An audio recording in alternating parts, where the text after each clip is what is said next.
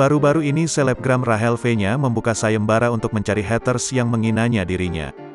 Dalam unggahan Instastory, Rachel mendapati perempuan yang menghinanya bernama Fatin.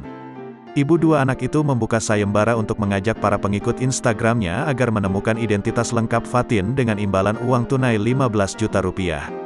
Sontak sayembara itu pun membuat pendapat yang negatif. Rachel membagikan tangkapan layar berisi pesan dari warganet yang mengirim biodata Fatin.